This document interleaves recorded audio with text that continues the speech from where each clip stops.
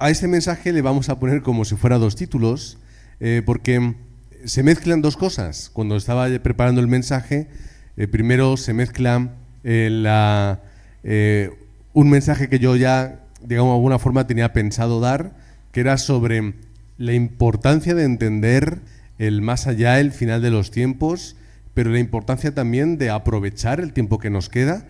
Y luego también había una conversación que me compartió una persona que, hablando con otra, un creyente hablando con otro que no es creyente, me decía,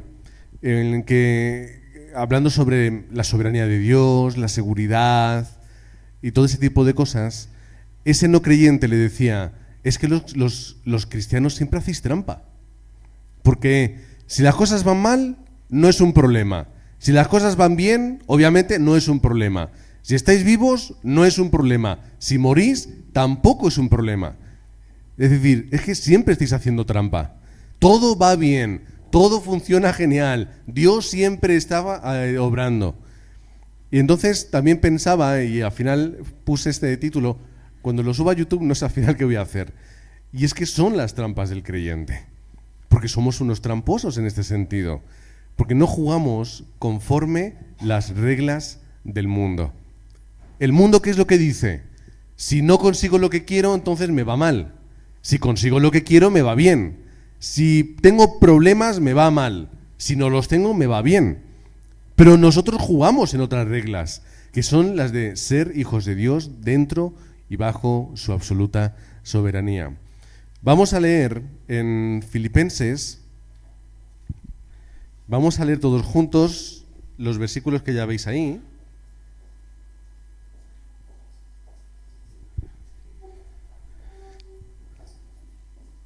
Ahora sí. Vamos a leer todos juntos y vamos a hacerlo de forma antifonal, como siempre. Vamos a ir viendo los versículos por parejas ahí. Voy a empezar yo con el 21, vosotros seguís con el 22 y así vamos a ir continuando. Dice la palabra, porque para mí el vivir es Cristo y el morir es ganancia.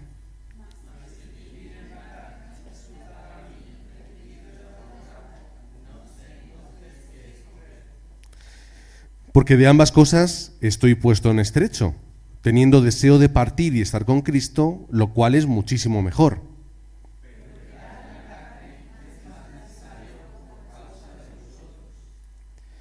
Y confiado en esto, sé que quedaré, que aún permaneceré con todos vosotros para vuestro provecho y gozo de la fe, todos juntos, para que abunde vuestra gloria de mí en Cristo Jesús, por mi presencia otra vez entre vosotros. Amén. Pues 3 preguntas para comenzar a modo de introducción, y la primera es, ¿cuál es el valor de vuestra vida? Con las que podemos ir ya empezando a meditar. ¿Cuál es el valor de nuestra vida? Pablo se preguntaba eso también en la cárcel. ¿Cuál es el valor que realmente tiene en mi vida? ¿Qué es lo que hemos conseguido a lo largo de toda ella? Y en tercer lugar, ¿hacia dónde nos dirigimos? Preguntas yo sé que son muy profundas, que son muy de meditar, muy de otras circunstancias, pero son preguntas que nos lleva la palabra a hacer, porque lo que Pablo está haciendo en este momento, escribiendo a los filipenses sobre su situación en Roma, es un momento absolutamente decisivo en su vida.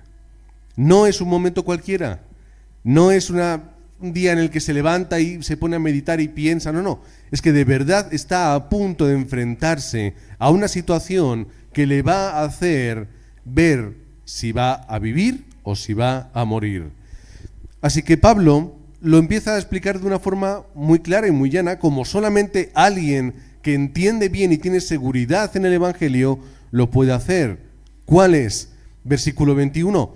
Yo quiero partir con el Señor. Dice la palabra, porque para mí el vivir es Cristo y el morir es ganancia. Y luego dice en el versículo 25 al final, que deseo partir y estar con Cristo, lo cual es muchísimo mejor.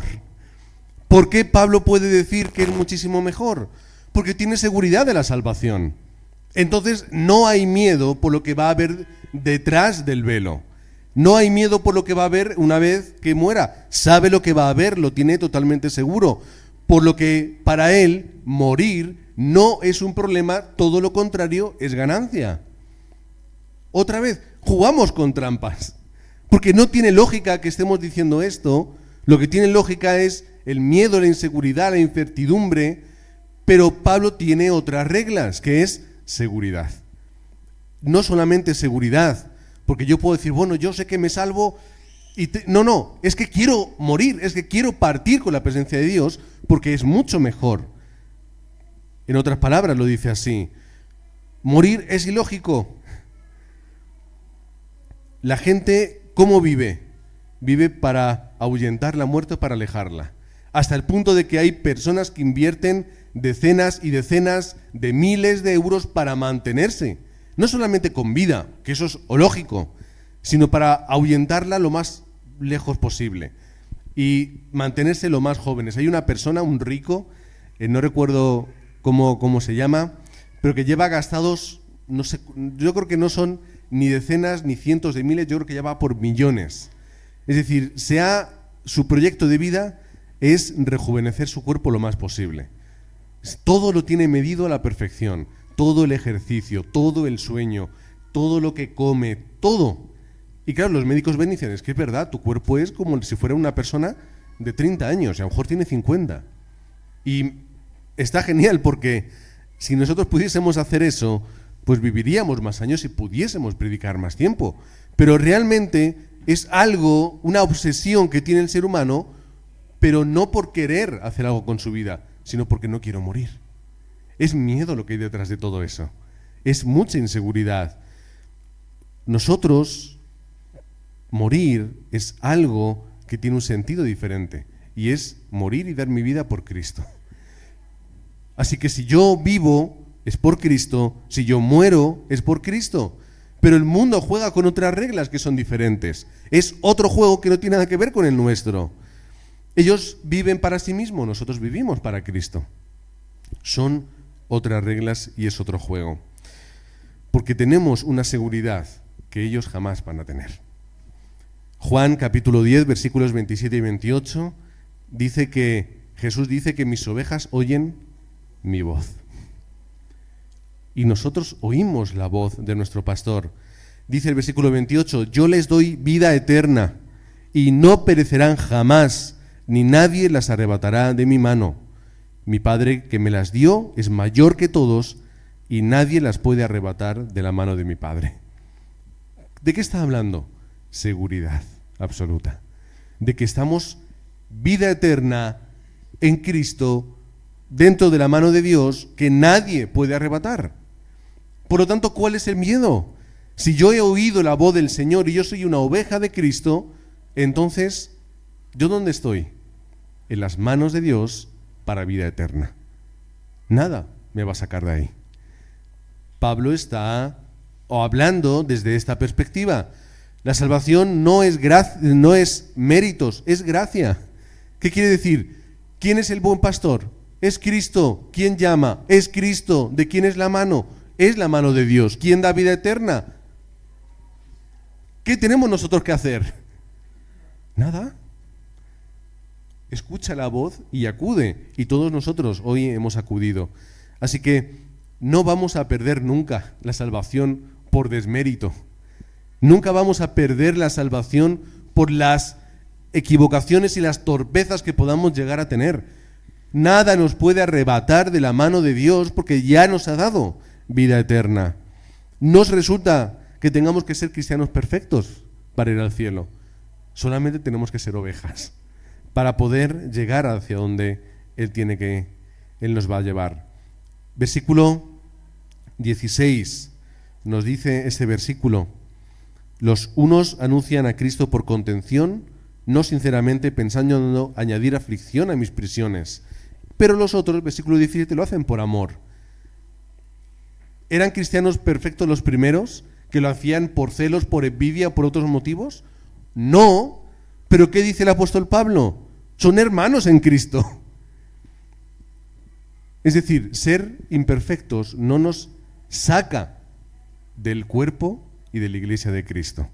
Y Pablo lo dice aquí: si no hubiese dicho otra cosa y les hubiese digamos que alejado y haber separado de los creyentes y no creyentes, pero todos ellos lo eran, aunque predicasen por motivos incorrectos.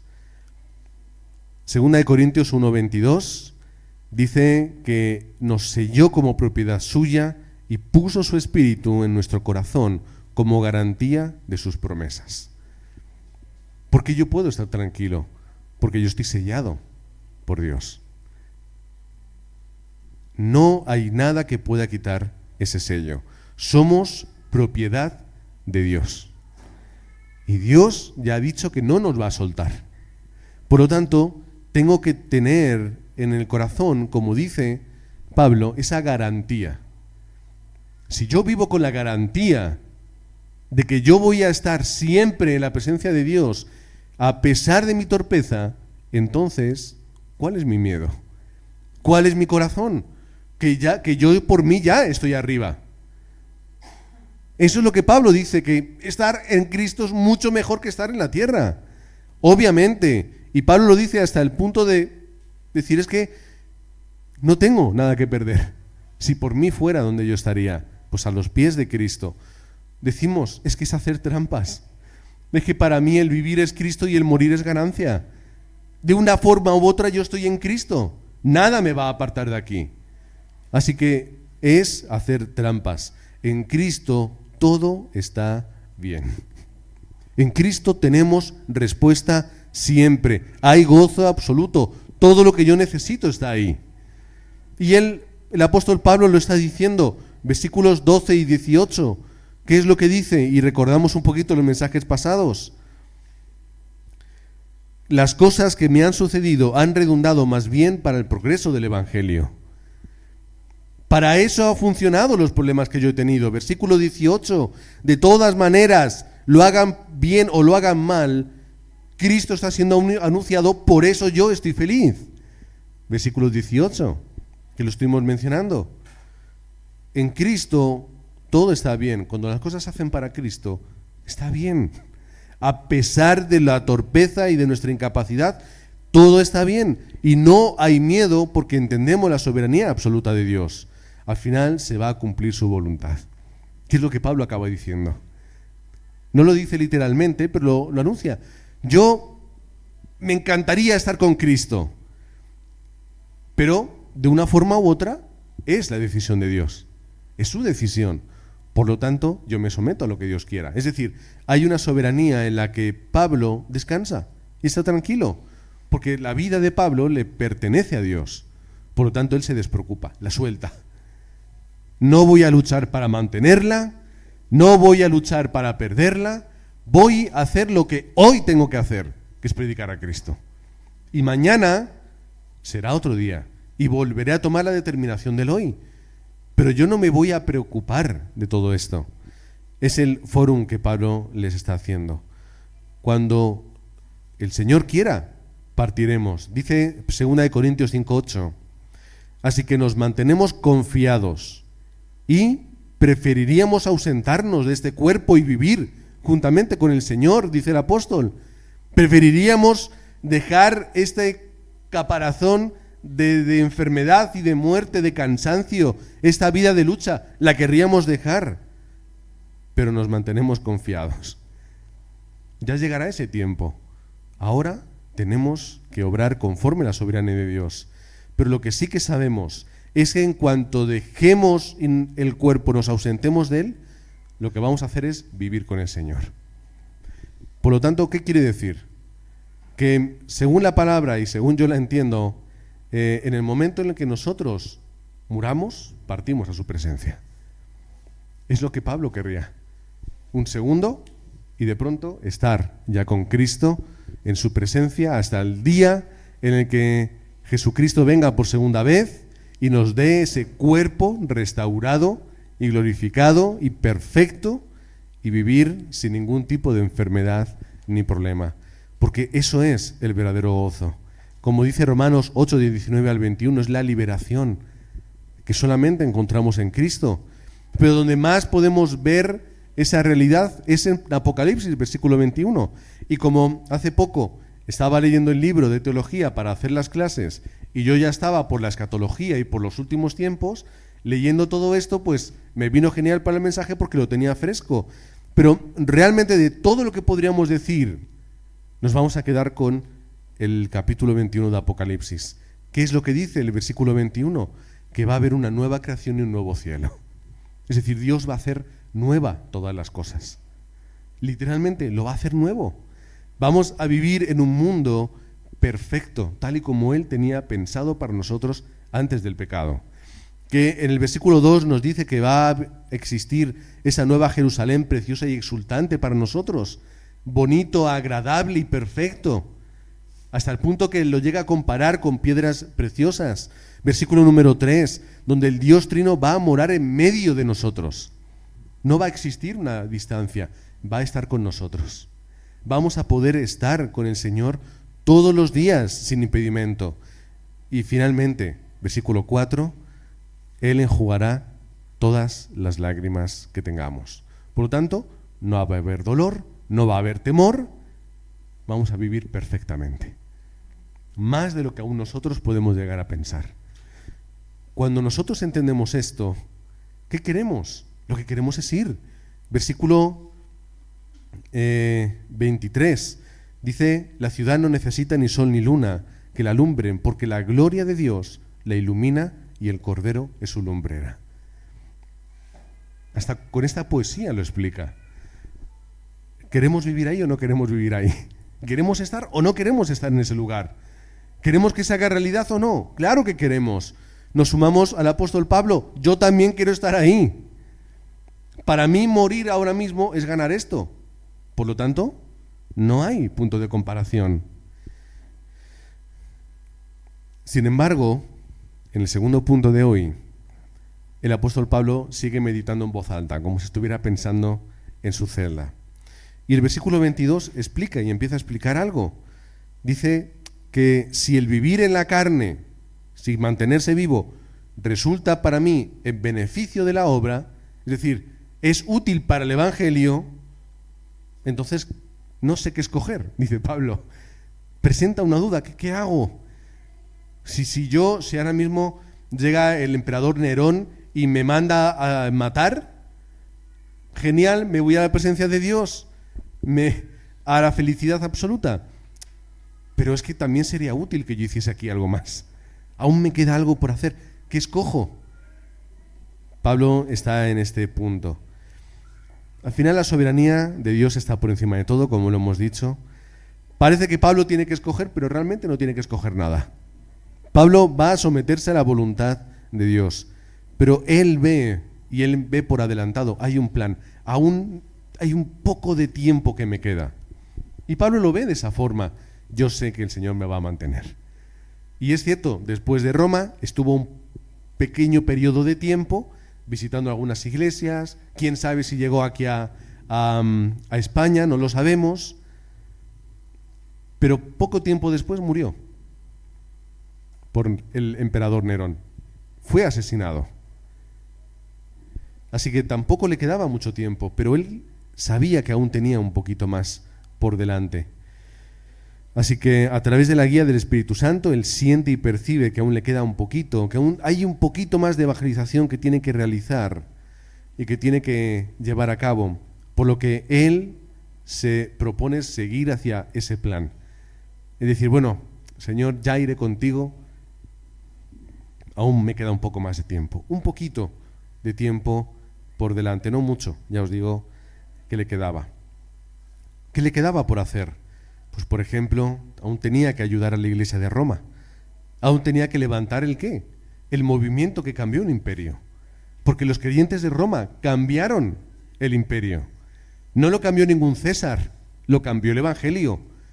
No es que el emperador Constantino no hizo nada, fueron los creyentes que sobrevivieron y se impusieron a la persecución, a la muerte, a morir como si fueran animales en los circos, pero mantenidos y fuertes por la obra del Espíritu Santo, fue lo que hizo cambiar el corazón de todo el imperio. Ese imperio romano que acabó cayendo en el siglo VII o por ahí, por las invasiones bárbaras, pero ¿qué es lo que se mantuvo? Se mantuvo el Evangelio. El imperio cayó, el Evangelio persistió. Los que llegaban bárbaros aceptaban la fe. Muchos de ellos ya tenían la fe, porque los misioneros cristianos iban yendo, predicando y la mayoría muriendo, pero convenciendo a todos ellos. Hasta los mismos vikingos, esos bárbaros y paganos, con el paso de los siglos acabaron haciéndose totalmente cristianos. ¿Por qué? Porque se conquistó a través del Evangelio. Se levantaban los remanentes con ese corazón. No podía nadie parar el Evangelio en Roma. Y Pablo tenía que ayudar a la iglesia y tenía que comenzar ese movimiento que pudiese vencer a través de los siglos. Y se hizo a través de él. Fue, entre otras cosas, estos testimonios, como los que Pablo cuenta y Pablo ejemplificaba, los que servían a las generaciones para mantenerse firmes y fuertes en todo el Evangelio. Todos acordando al apóstol Pablo. Y luego cuando el apóstol Pedro también murió en Roma, también todos acordándose de él. Y todos recibiendo fuerza por el testimonio y por la obra del Espíritu Santo. Pero Pablo, que está en Roma, les está escribiendo a los filipenses. Así que Pablo también está pensando en ellos. Quiero volver a veros, quiero volver a estar con vosotros, quiero volver a predicar, a levantar remanentes, discípulos, quiero volver para fortalecer la iglesia, porque no podéis flaquear. Y Pablo es lo que les dice, no flaqueéis en medio de los problemas, hermanos de la iglesia de Filipos. Yo sé que estáis perseguidos por los romanos, estáis perseguidos por los judíos, estáis perseguidos por todas las partes, pero manteneros firmes en el Evangelio, porque, como veis en mi persona, incluso la persecución sirve para predicar y para que el Evangelio llegue hasta todos los lugares.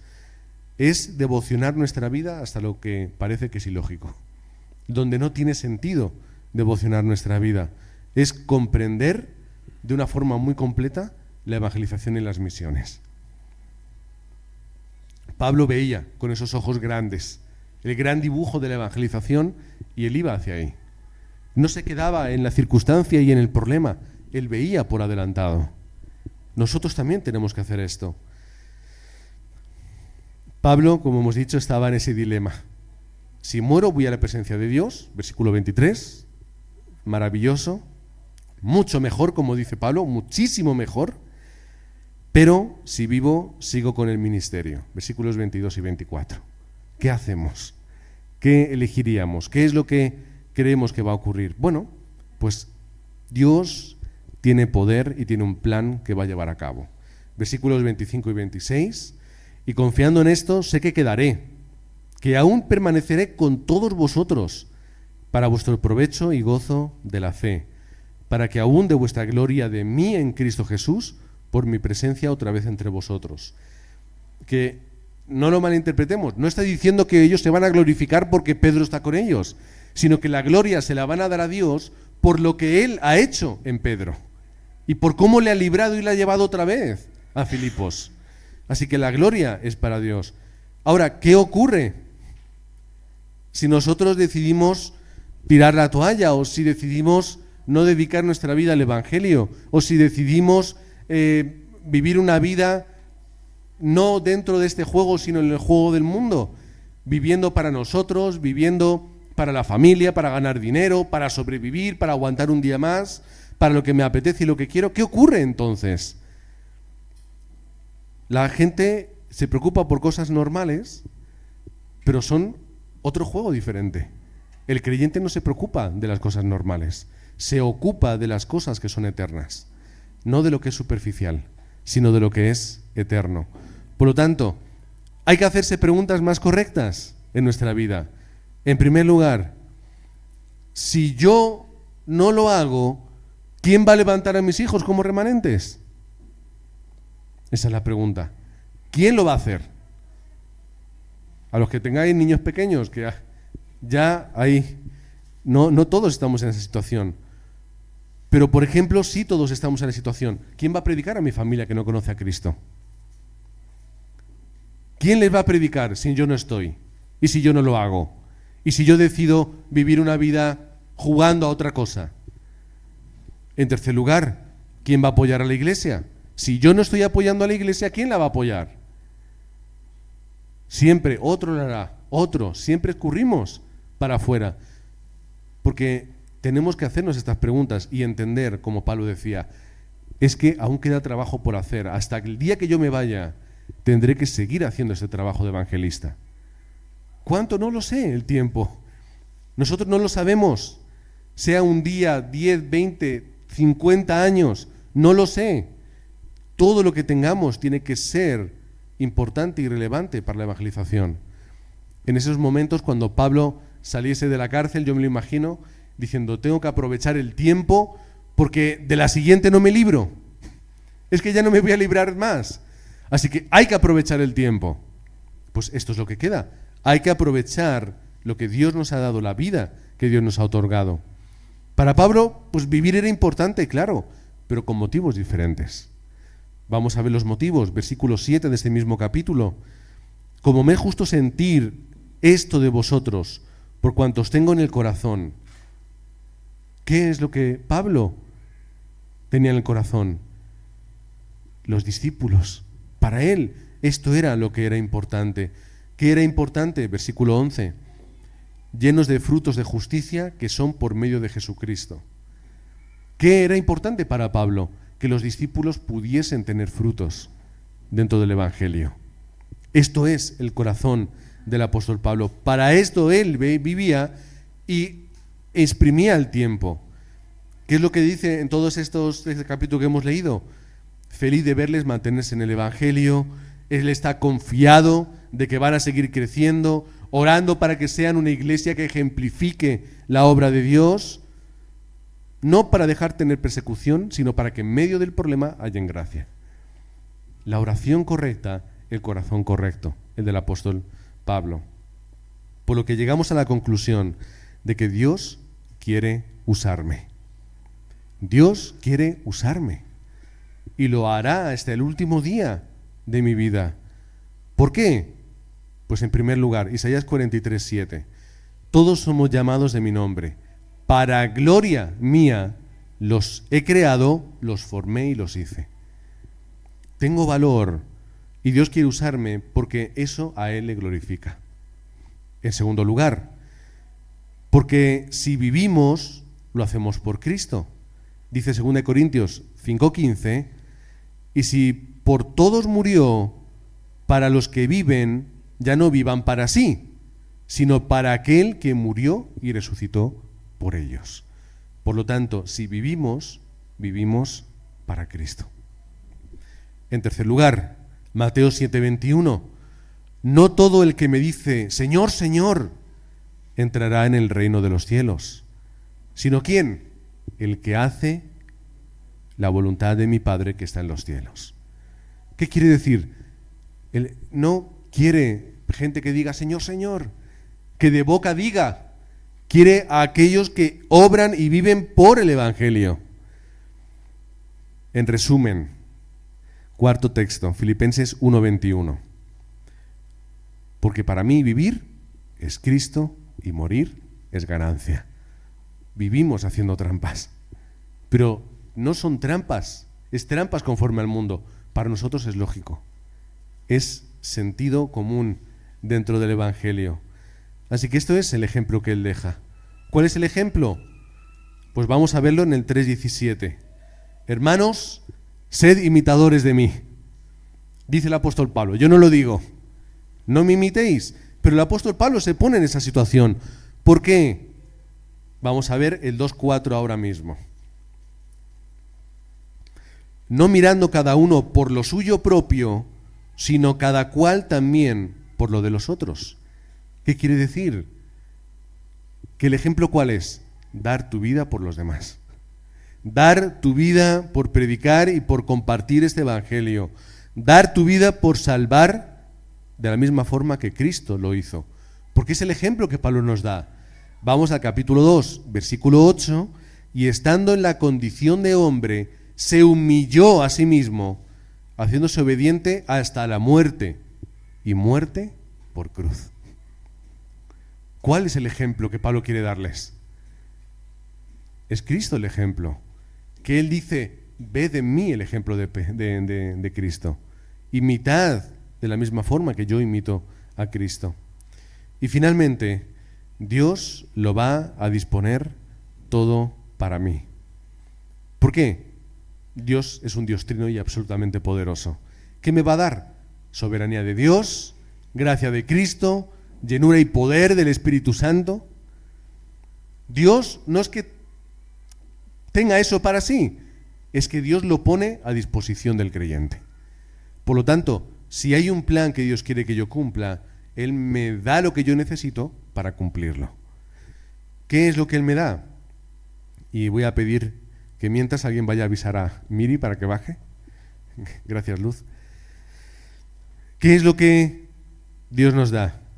5 poderes o autoridades para nosotros. ¿Las vamos a recordar? ¿Cuál es? El poder espiritual, la llenura del Espíritu Santo para poder sobrepasar y llegar hacia donde yo no puedo, como persona limitada que soy. ¿Cuál es? Es el poder de los discípulos, es el movimiento que cambia el campo. Pablo levantando discípulos aquí y allá. Romanos capítulo 16, leemos los primeros versículos. Ahí vamos a encontrar la respuesta. Es también el poder económico, la economía de la luz que Dios da a la iglesia para poder hacer la evangelización del mundo. Es la economía de la luz que Dios levanta a través de los empresarios y la gente élite para poder compartir que Jesús es el Cristo. ¿Cuál es? Es el poder intelectual, aprendiendo, estudiando, formándonos y profundizando también en la palabra para poder estar capacitados para ir al mundo y poder conquistar. Los remanentes tienen que aprender todo esto. Es también el poder físico, la salud, la alimentación, el ejercicio, todo para poder ir al campo y hacer esa evangelización. Y esto Dios nos lo va entregando, no lo da todo de golpe. No nos da para que sobreabunde, nos da lo necesario en su justa medida, mientras que nos va enseñando a bastarnos en su gracia. Porque yo no tengo todo el dinero que yo creo que debería tener, o que me vendría bien, o que yo pienso que sería fantástico. Pero me da lo necesario y perfecto para poder vivir por el Evangelio. Dios no me da todo lo que yo puedo llegar a querer y a desear. No me da un poder espiritual para ahora llegar y como decíamos la semana pasada, tirar mi chaqueta y que os caigáis todos y tener una unción. No, Dios no me ha dado eso. Hay gente que lo desea, hay gente que lo busca, hay gente que si no lo tienes siente que no es un pastor de verdad o que desperdicia su vida. Pero Dios me da la fortaleza espiritual para poder enfrentarme a cualquier cosa y saber que hay victoria y que saber que hay una respuesta. Y con esto, otras tantas cosas más. Dios no me da para que sobre, Dios me da lo que necesito.